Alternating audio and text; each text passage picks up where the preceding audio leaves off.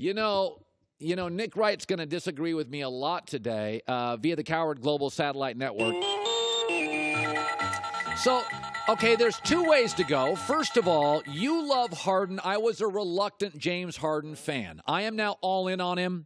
I think he has really become a wonder. I don't even have a problem if he wins MVP over LeBron. I love watching him play. He's so smart. He manipulates refs, the floor, the tempo of opposition. Well, you and I have a disagreement on Westbrook, and I watched that game last night, and I've got to be honest. I was snickering. I was laughing. Yeah. You still love Westbrook. Now, eventually you'll come to your senses. Can you acknowledge this morning it was a good night for me? Okay, well, I mean, sure, because you've totally abandoned all the James Harden slander from the last few years and acted as if it doesn't exist. Like, I heard your whole soliloquy, like, I'm a talk show host that likes to give predictions, and totally ignore the ones I miss on, like James Harden being one of the 2 best players or 3 best players in the league. But that's neither here nor there. Let's talk about your guy, my guy, Russell Westbrook. My big beef with what I would call your hypercriticalness of Russ is there aren't 8 guys in the league you'd rather have. Like, I'll give you 7 at worst. Okay. LeBron, Harden, KD, Steph, Kawhi, Anthony Davis, and I'm leaving one obvious one out that'll come to me in a moment. But that's your full, Giannis Antetokounmpo. That's it. Like, who would you rather have, Russ or Damian Lillard? Russ. Who would you rather have, Russ or Klay Thompson? Russ. Who would you rather have, Russ or Kyrie Irving? Russ. So, like, he is not a perfect basketball player. And one thing that I do think you might have been ahead of the curve on, which is that Russ might be the best guy to get you to 45 wins with no talent around him, but is he the right guy to get you to 55 wins with some talent around him? This year is not a good argument that he is. This year is a much better argument for what you've been saying. But when you still can't list a dozen guys better than him in the league, I just feel like he's been unfairly maligned by my favorite talk show host in the world. Okay, is it possible that this is out there, though? That he is listening. You know, players always say, Nick, you know this when you worked in Kansas City and Houston. Oh, we don't listen to media. And then when you see the guys in person, they give you that, stink eye. They're looking at you like, yeah, you're the guy that always bashes me. Yeah. Is it possible that the bad guys like me are kind of getting into Westbrook? He's either hearing it himself or from friends, the criticism, not just from me, but from others, because it does look like post-All-Star break, I'm not sure if this Thunder team's going to make the playoffs, Nick. Their last 10, 11 games are really tough. Is that fair? Well, I mean, I'm not sure what the reason that the team's play has dipped, aside from the fact that they lost Andre Roberson. Now, the numbers for Andre Roberson on and off the court are drastic. He has the biggest on-off court differential of any player on the team.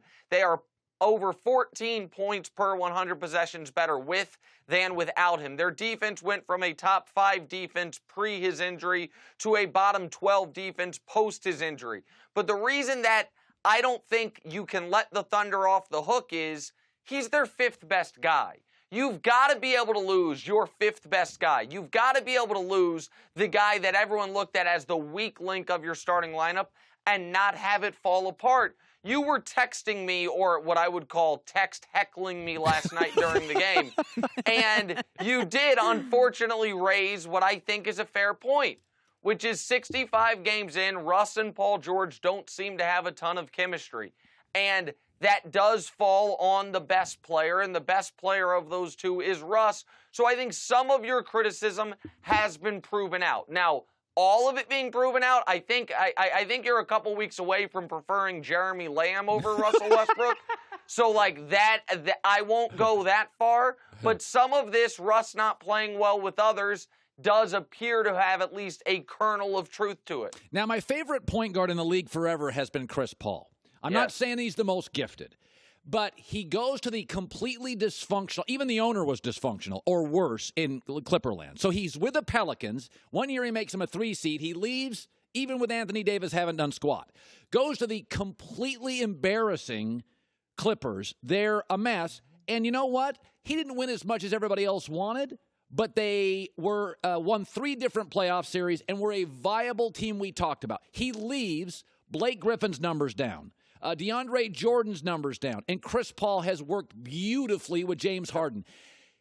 It's funny, but here's what's funny. he's a little bit the anti-Westbrook. Instead of like nonverbal and tunnel vision, Chris Paul's authentic, demanding, gruff, in your face. I love him. How much of the Houston credit is Harden and how much is Chris Paul?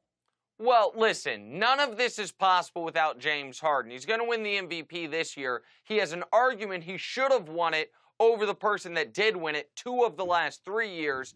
He has an argument he should be going on 3 of 4 years winning the MVP. None of this happens without Harden and his offensive brilliance, a guy who is one of the 3 best isolation players in the history of the sport, if you look at the metrics, and a guy who basically gave the opening to Chris Paul coming there. But the difference between this team just being another really good Western Conference also-ran and a team that right now, and we can talk about this if you want, is the best team in the NBA, is Chris Paul coming there. Chris Paul has been spectacular. And all the people who say, oh, he's never made a Western Conference Finals, please go through the playoff log and tell me when Chris Paul was on the better team and they lost. Tell me when Chris Paul's team lost to a team they were better than. They were losing to 60-win Spurs teams. They were losing when they dealt with injuries. They were losing when his second-best player was David West. This whole idea that Chris Paul is some playoff choker, as if he didn't hit a runner in a Game 7 against the Spurs to win a series, is nonsense. This guy will go down as one of the 5 greatest point guards in the history of this great sport. Love hearing that.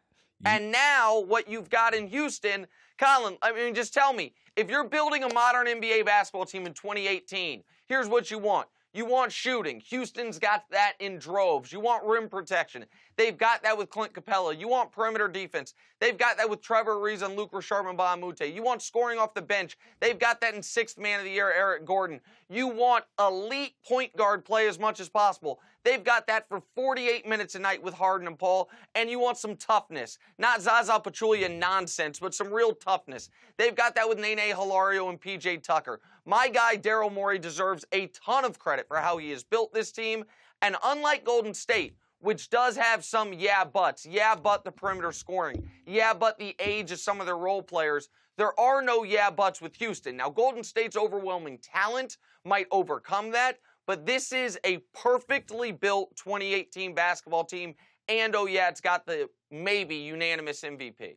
Thanks for watching. Subscribe here to get the latest from the show. Also, be sure to check out more of the best clips from The Herd or go watch a few segments from our other shows on FS1.